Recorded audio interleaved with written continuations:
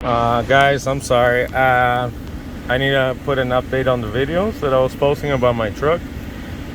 Basically, the fuse box that I was saying earlier, where I just pressed all the fuses in.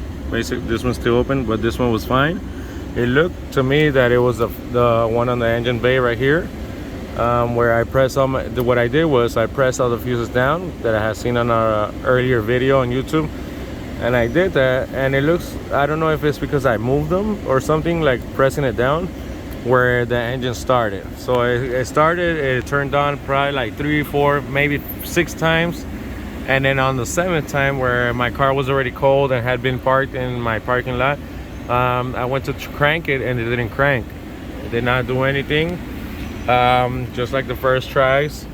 So I went back on YouTube, my trusty YouTube people, and pretty much I found this guy. I will put the link earlier, where he went by every wire, pretty much diagrammed through from the ignition to the ECM or ECU, whatever, and then ground and all that stuff. So he pretty much went wire by wire.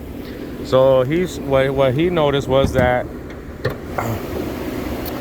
on the right here on the fuse box on the engine bay, number, I guess for the starter or something, it was obviously the box where he was, the box where he was working on was already open. So I don't know if they had left it open for a couple days, and that was the case for me, where what happened was my horn would stay on. I pressed my alarm, and when I unlock or lock, the horn would stay on and it would not turn off for any reason.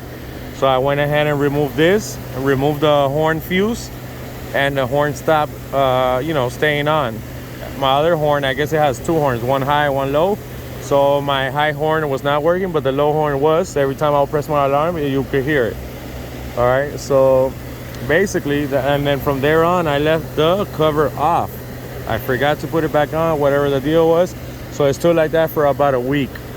So what happened was that I'm guessing dirt got in it, or also moisture, and it got a little bit of corrosion just from a week of being open. So what I did was I found myself, obviously I went to YouTube, I tried to figure out what was going on. And one of my trusty people there was telling me to clean all the connectors, because it could be corrosion that's touching your fuse box, or it's in your fuse box, and it's not letting her make the right contact. And also I took it to the dealer, just to let you guys know, the dealer was not able to help me out in any way or form. Their thing was that, oh, your battery's too low. I took my car back. Believe me, this took me a while. So I took my car back, I got it home. I said the battery's dead, so the dealer doesn't want to charge my battery. You know, I have an awesome dealership, I'm sorry.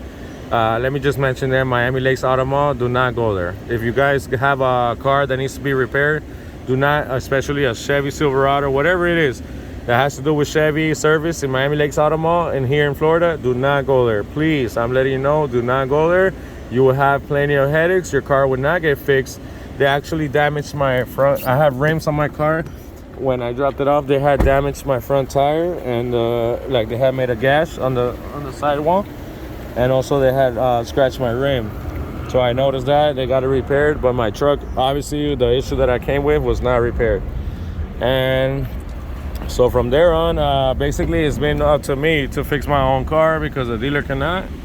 And then I have to call General Motors corporate and all this issue with a headache. I'm about to call a lawyer and see if they could do anything about this, because I only have 33,000 miles. The dealer I took it to supposedly fixed my recall, which was the deep press brake pedal. They never fixed that. I picked up my car, and they told me, oh yeah, it's done. They did the invoice. So now when I take my car, because I told them, you guys did not fix anything, so I'm gonna take it to another dealer. Oh yeah, that's fine. Once I take it to the other dealer's telling me, oh, but Miami Lakes Auto Mall already worked on it. They fixed that issue. No, they didn't. They made it seem like they did, and they put on the invoice or whatever, oh yeah, we worked on the issue, and now the car is still having the same issue, or even worse than what it was before. So right now I can't take my car to any other dealership, and the only option I have basically is to call corporate, see what they could do for me, and where can I take it. And that's depending on what they tell me. So right now I'm paying, a brand new car, 33,000 miles, 2017 Silverado, and the car is throwing me everywhere. If I go to the corner, I might stay stuck right there, you know. So it's pretty much sucks. I try to find my own way, like I always have. I don't worry about, I don't need to wait on mechanics, technicians, whatever it is, because at the end of the day, if you want to fix yourself the problem, you'll do it.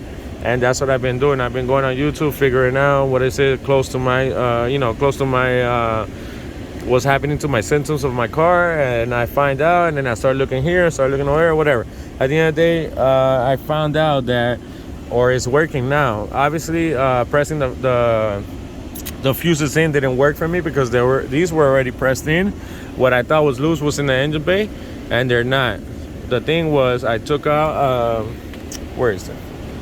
I took out the fuses, and I sprayed this in there because obviously my top was off of my fuse bay. Since my top was off, it got a lot of dirt and it was getting some corrosion. I sprayed this in there. I make sure, I sprayed good, cleaned the stuff, the terminals, whatever, and then I started trying to turn on. It turned on. And then from there on, like as you guys can see, it's running right now with the AC. Turn it off. Car's off. It's ignition on.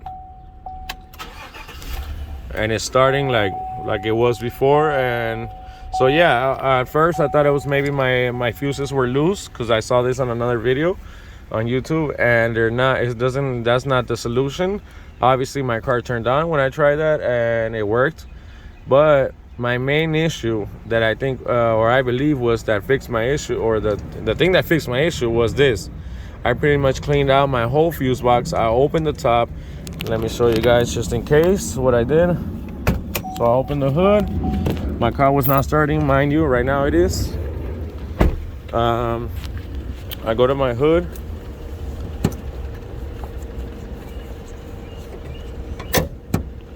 Once I go to the hood, I open up the fuse box. Let's try it.